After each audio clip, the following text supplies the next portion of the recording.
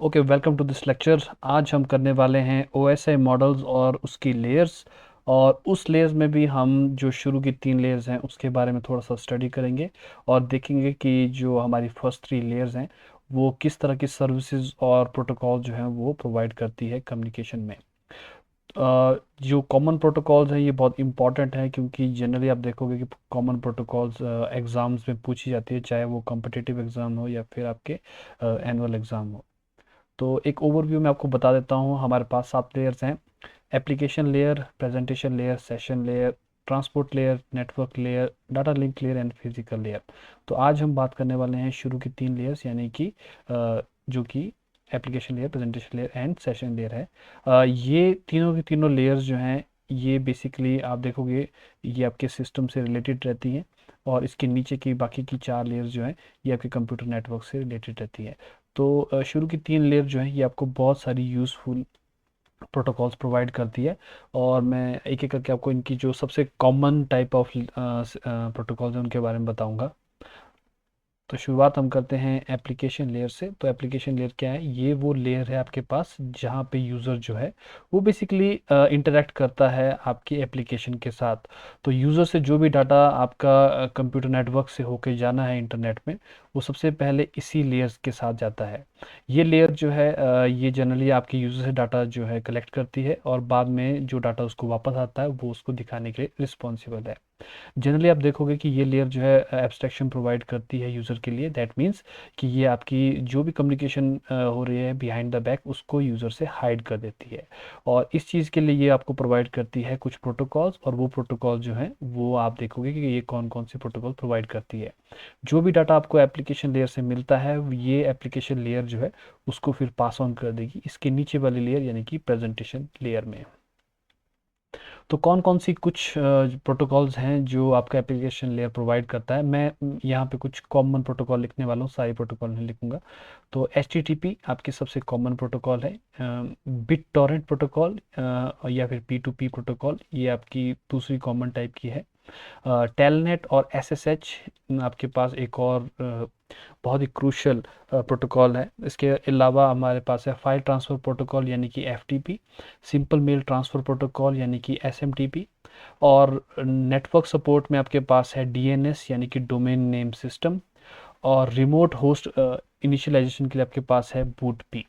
अगर आप अपने कंप्यूटर नेटवर्क को मैनेज कर रहे हैं उसकी मैनेजमेंट के लिए आपके पास रहता है SNMP, और SNMP आपके पास है सिंपल नेटवर्क मैनेजमेंट प्रोटोकॉल। तो ये मैंने सिर्फ कुछ कॉमन प्रोटोकॉल आपको बताई है जो करंटली आपके काम आएंगी। तो शुरुआत में करूँगा HTTP से, और HTTP आपके पास है, ये आप जानते होंगे, हाइपर टेक्स्ट ट्रांसफ़र प्रोटोकॉल। और ये यूज़ करते हैं हम कहाँ पे? इंटरनेट पे। तो इंटरनेट पे जितने भी डॉक्यूमेंट हैं हम उनको होस्ट कर सकते हैं और उनको रिट्रीव कर सकते हैं in the form of hyper text documents और मीडिया। ये वो रूल डिफाइन करता है कि आप कैसे उन डॉक्यूमेंट को रिक्वेस्ट कर सकते हो या एक्सेस कर सकते हो, और रिस्पेक्टिवली वो डाटा जो आपके पास कैसे वापस भेजा जाता है। HTTP जो है ये सबसे कॉमन प्रोटोकॉल है इंटरनेट की। इसीलिए आपने देखा होगा कि जब भी आप वेब ब्राउज़र पे कोई भी एड्रेस लिखते हैं तो उस वेब एड्रेस के आगे आपका वेब ब्राउज़र जो है HTTP खुद ब खुद लिख देता है। तो अगर आप मेंशन नहीं करोगे तो ये अंडरस्टूड माना जाता है कि आप HTTP ही यूज़ कर रहे हैं। सेकंड आपके पास है टेलनेट एंड SSH। मैंने आपको P2P के बारे में लास्ट लेक्चर में बताया था। टेलनेट और SSH जो है ये दोनों के दोनों प्रोटोकॉल आपको अलाउ करते हैं रिमोट एक्सेस। तो रिमोट एक्सेस का मतलब है अगर आपके पास कोई ऐसी मशीन है जो कंप्यूटर नेटवर्क से जुड़ी हुई है और आप उसको एक्सेस करना चाहते हैं, तो ये वो दो प्रोटोकॉल्स हैं जिनको आप यूटिलाइज कर सकते हो। तो यूज़र क्या कर सकता है? इस प्रोटोकॉल को यूज़ करके रिमोट सिस्टम पे लॉगिन कर सकता है और उनको मैनेज कर सकता है। ये बिल्कुल वैसा ही है कि आप घर बैठे बैठे किसी और के कंप्यूटर को एक्सेस कर सकते हैं।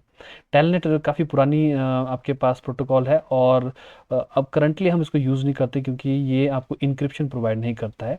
SSH जो है ये आपका एक लेटेस्ट वर्जन है टेलनेट जैसी प्रोटोकॉल का, और ये आपको बहुत सारे नए फीचर प्रोवाइड करता है with the help of encryption. तो अगर आपसे पूछा जाता है कि टेलनेट और SSH में कौन सी आपके पास प्रोटोकॉल है जो इंक्रिप्शन प्रोवाइड करती है, तो ये आपके पास SSH है।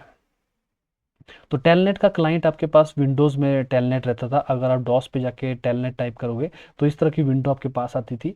टेलनेट आपको अलाउ करता था कि आप किसी भी रिमोट सिस्टम से कनेक्ट कर सकते हो और उस रिमोट सिस्टम पे फिर आप डिफरेंट डिफरेंट जो डॉस की कमांड्स हैं उनको आप रन कर सकते थे। तो अगर आपने किसी दोस्त के कंप्यूटर को एक्सेस करना है यूजिंग टेलनेट तो आप कर सकते हैं। अगर आपका सिस्टम जो है एसएसएच प्रोवाइड करता है तो एसएसएच में आपको जस्ट बताना होता है कि आपने किस सिस्टम से कनेक्ट करना है, किस प्रोटोकॉल को यूज़ करना है और आप डायरेक्टली उसको कनेक्ट कर सकते हैं। ये विंडोज़ अगर आप कभी आप उबंटू यूज़ करेंगे तो ये विंडो आपको एसएसएच में आपको उबंटू में इनबिल्ट रहती है। नेक्स्ट आपके पास प्रोटोकॉल है कॉमन प्रोटोकॉल एफटीपी। एफटीपी आपके पास है फाइल ट्रांसफ़र प्रोटोकॉल। और फाइल ट्रांसफ़र प्रोटोकॉल क्या करता है, ये आपको बाइनरी डाटा को ट्रांसफ़र करने में हेल्प करता है।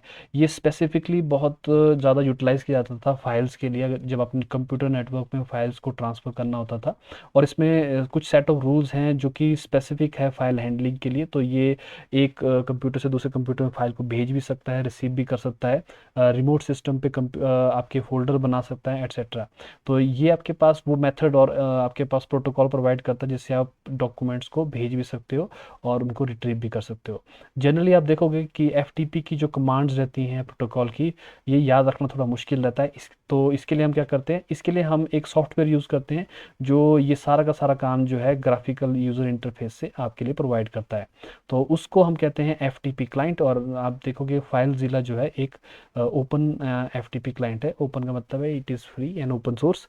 मोज़िला वाले बनाते हैं इसको। तो अगर आप इसको देखना चाहो, इसका इंटरफेस जो है बहुत सिंपल सा इंटरफेस रहता है। मैं थोड़ा सा बेसिक सा बता देता हूँ कि अगर कभी आपको फाइलज़िला यूज़ करना पड़ जाए तो फाइलज़िला में आपको सबसे टॉप पे सर्वर का एड्रेस या डोमेन नेम लिखना पड़ता है यहाँ पे। उसके बाद आपके सर्वर में जो आपके एफटीपी का यूज़र नेम और पासवर्ड है वो आपको मेंशन करना पड़ता है। उसके बाद आप इस कनेक्ट बटन को क्लिक करते हो जिससे वो कनेक्ट होता है। ये जो विंडो आप देख रहे हो यहाँ पे आपको दिखेगा कि जो एफटीपी की कमांड है जो ये सॉफ्टवेयर इशू कर रहा है वो आप यहाँ पे देख सकते हो। तो ये जो आप देख रहे हो जिसमें लिस्ट लिखा है, पैसिव लिखा हुआ है, ये सारी सारी एफटीपी की कमांड्स हैं। तो आपके पास उसके बॉटम में दो विंडोज़ रहती हैं। ये विंडो जो रहती है ये आपकी अपनी मशीन है यानी कि लोकल मशीन। और ये आपके पास राइट साइड में वो मशीन है जिससे आप कनेक्ट कर रहे हो। तो आप क्या कर सकते हो, जो भी चीज़ चाहो यहाँ से क्लिक करके उसको ड्रैग कर सकते हो यहाँ को, तो वो रिमोट सिस्टम पे चली जाती है। तो ये जो ग्राफिकल इंटरफेस है ये बड़ा ही यूज़फुल रहता है, स्पेशली अगर आपको एफटीपी की कमांड्स याद नहीं है। तो जनरली हम एफटीपी कमांड वैसे यूज़ नहीं करते, हम कोशिश करते हैं कि एक एफटीपी क्लाइंट को ही यूटिलाइज करें। तो फाइलज़िला जो है ये आपके पास एक एफटीपी क्लाइंट है। नेक्स्ट आपके पास है S M T P. S M T P आपके पास है सिंपल मेल ट्रांसफ़र प्रोटोकॉल। और ये मेल जो प्रोटोकॉल है ये यूज़ की जाती है ईमेल मैसेजेस को भेजने के लिए। आपने एक चीज़ याद रखनी है, एस एम टी पी सिर्फ और सिर्फ भेजने के लिए यूज़ की जाती है। अगर आपने ईमेल को रिसीव करना है उसके लिए आपके पास अलग प्रोटोकॉल है और वो आपके पास है पी ओ पी और IMAP।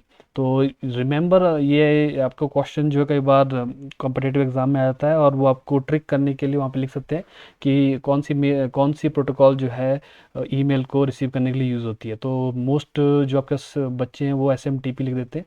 तो SMTP भेजने के लिए यूज़ होती है। रिसीव करने के लिए आपके पास POP है यानी कि पोस्ट ऑफिस प्रोटोकॉल। और IMEP है आपके पास इंटरनेट मैसेज एक्सेस प्रोटोकॉल। तो ये वर्क इस तरीके से करता है कि जब आप कंप्यूटर से कोई मेल भेजते हो तो वो भेजने के लिए आप SMTP यूज़ कर रहे होते हो। तो जो आपका प्राइमरी सर्वर है वो पहले उस मेल को रिसीव करता है, फिर उसके बाद ये मेल जो है दूसरे सर्वर को फॉरवर्ड की जाती है यूजिंग SMTP। और उसके बाद नेक्स्ट सर्वर को भेजी जाती है यूजिंग SMTP। इसका रीज़न ये है क्योंकि आपकी ईमेल जो है शायद गूगल पे हो सकती है, पर जो रिसीव करने वाला है उसकी मेल शायद याहू पे हो सकती है। तो ये कम्युनिकेशन कैसे की जाएगी कि ये मेल जो है किस सर्वर की है, वो यूज़ करते हैं SMTP। इस तरीके से आपकी जो मेल है वो बेसिकली इंटरनेट पे आपको भेजी जाती है। पर जब आपने उसको एक्सेस करना होता है तो एक्सेस करने के लिए आप यूज़ करते हैं POP मेल। और POP मेल जो है उससे आपकी ईमेल जो है वो रीड की जाती है। तो ये आपने ध्यान रखना है कि SMTP और POP में एक्चुअली में फ़र्क है। तो ये तो बात थी आपके पास एप्लीकेशन लेयर की। अब मैं बात करूँगा प्रेजेंटेशन लेयर की। प्रेजेंटेशन लेयर जो है ये रिस्पॉन्सिबल है एक्चुअल डाटा प्रेजेंटेशन में। तो दैट मीन्स कि आपकी जो कम्युनिकेशन है वो कौन से करेक्टर एनकोडिंग यूज़ करने वाली है, और वो इंक्रिप्टेड कनेक्शन यूज़ कर रही है नहीं कर रही है, ये प्रेजेंटेशन लेयर डिसाइड करती है। तो ये भी एक क्वेश्चन बन जाता है आपके लिए कि ओ एस आई की कौन सी लेयर जो है वो इंक्रिप्शन प्रोवाइड करती है। तो ये आपकी सेकेंड लेयर है, यानी कि प्रेजेंटेशन लेयर है। तो कोडिंग फॉर्मेट जो डिसीजन है वो आपके पास ये सेकंड लेयर परफॉर्म करेगी। तो आप डिफरेंट डिफरेंट तरह की एनकोडिंग यूज़ कर सकते हो, जैसे अस्काई का एनकोडिंग है, यूनिकोड है, आपके पास बाइनरी है। एक्चुअली में आप देखोगे कि जो आपके पास प्रेजेंटेशन लेयर है इसकी सबसे इम्पॉर्टेंट जो आप बोल सकते हो पर्पज़ है वो ये है कि जो इन्फॉर्मेशन भेजी जा रही है ये बेसिकली दोनों तरफ आपके पास एप्लीकेशन में रीडेबल होनी चाहिए। तो अगर आप कंप्रेशन प्रोवाइड कर रहे हो तो ये कंप्रेशन भी कौन प्रोवाइड करता है, ये आपकी प्रेजेंटेशन लेयर प्रोवाइड करता है। तो ये लेयर जो है सबसे इंपॉर्टेंट लेयर है, खासकर जब आप अपने डाटा की एनकोडिंग की बात कर रहे हो। इस प्रेजेंटेशन लेयर में मैंने आपको कोई प्रोटोकॉल नहीं बताई है, क्योंकि वो प्रोटोकॉल बड़ी लो लेवल की प्रोटोकॉल है और आपके सिलेबस के से आउट ऑफ स्कोप है। थर्ड आपके पास है सेशन लेयर। सेशन लेयर जो है ये बहुत ही इंपॉर्टेंट लेयर है ये, और ये आपको मैकेनिज्म प्रोवाइड करती है, स्पेशली जब आप किसी एंड एप्लीकेशन प्रोसेस से कम्युनिकेट कर रहे हैं, तो उससे रिलेटेड जो भी कम्युनिकेशन है उसको ओपन करना, क्लोज करना और उसको मैनेज करना, ये सारी फीचर जो है सेशन लेयर प्रोवाइड करती है। और जनरली ये जो कम्युनिकेशन है हम इसको रिक्वेस्ट और रिस्पॉन्सेज में बेसिकली कम्युनिकेट करते हैं, और ये चीज़ जो परफॉर्म की जाती है ये बेसिकली एक आरपीसी से की जाती है, और आरपीसी का मतलब होता है रिमोट प्रोसीजर कॉल्स। तो रिमोट प्रोसीजर कॉल बेसिकली है क्या? तो रिमोट प्रोसीजर कॉल बेसिकली आपके पास एक ऐसी कमांड है जो एक्चुअली में किसी और कंप्यूटर पे एग्जीक्यूट हो रही है। तो आप कंप्यूटर नेटवर्क को यूज़ करते हैं कमांड को भेजने के लिए, और वो कमांड जो है एक और कंप्यूटर पे एग्जीक्यूट होती है। तो आप इसको sort of client server interaction सोच सकते हो। तो जनरली होता क्या है कि आपके पास एक क्लाइंट जो है वो रिमोट प्रोसीजर कॉल को इशू करता है। रिमोट प्रोसीजर कॉल आपके कंप्यूटर नेटवर्क से ट्रैवल करती है और उस दूसरे सिस्टम पे पहुंचती है जहाँ पे वो चलनी है। वहाँ पे ये रिमोट प्रोसीजर कॉल एग्जीक्यूट की जाती है, और जो भी उसका रिस्पॉन्स होता है उसको वापस आपके क्लाइंट को भेजा जाता है।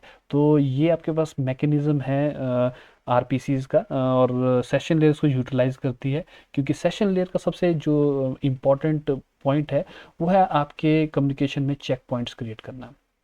तो चेक पॉइंट्स आपका जनरली क्या करता है, वो आपके पास वो मेथड प्रोवाइड करता है जहाँ पे आपकी कम्युनिकेशन को एक पॉइंट ऑफ फेलियर से दोबारा से रिकवर किया जा सके। कई बार आप कम्युनिकेट कर रहे होते हैं और आपके जो कंप्यूटर नेटवर्क है वो शायद बंद हो जाए या डिले हो जाए या उसमें कोई भी प्रॉब्लम आ सकती है। तो सेशन लेयर वो मैकेनिज्म प्रोवाइड करेगी कि अगर कोई कम्युनिकेशन टूट गई थी तो उसको दोबारा से कैसे रिकवर करना है। तो वो कैसे करता है, वो यूज़ करता है चेक पॉइंट्स को। एग्जाम्पल के जैसे वेब कॉन्फ्रेंसिंग है, वीडियो कॉन्फ्रेंसिंग है, इसमें आपके पास दो तरह का डाटा रहता है, ऑडियो और वीडियो। तो उन दोनों डाटा को सिंक्रोनाइज करना, वो करने का काम भी आपका सेशन लेयर करता है यूजिंग सिंक्स। तो जैसे आपके पास आप देखोगे कि लाइव टीवी रहता है, लाइव टीवी में भी ये सेशन लेयर का जो काम है वो सबसे इम्पॉर्टेंट हो जाता है। तो जनरली रहता है आपके पास क्या है कि जो प्रेजेंटेशन लेयर से आपके पास डाटा आ रहा है, सेशन लेयर इसके बीच में वो सिंक्रोनाइजेशन बिट्स जो है वो ऐड कर देती है, और ये सिंक्रोनाइजेशन बिट्स जो है हेल्प करते हैं आपकी कम्युनिकेशन को रिकवर करने के लिए। एक बार ये सिंक्रोनाइजेशन बिट्स ऐड कर दिए जाते हैं तो ये जो सेशन लेयर का डाटा है ये पास कर दिया जाएगा उससे नीचे वाली लेयर पे, यानी कि ट्रांसपोर्ट लेयर पे।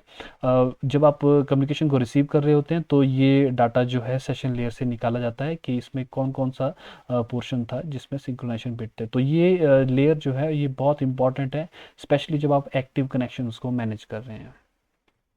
तो ये मैंने शुरू के जो 3 लेयर थी मैंने उसके बारे में आपको बता दिया, और उनसे एसोसिएटेड कुछ कॉमन लेयर्स, कॉमन प्रोटोकॉल थी उसके बारे में भी डिस्कस कर दिया। अगर आप इस लेक्चर में कोई भी चीज़ में आपको डाउट हो तो काइंडली इस वीडियो के कमेंट सेक्शन में कमेंट कीजिए, ताकि मैं उसका आंसर आपको दे सकूँ। Thank you.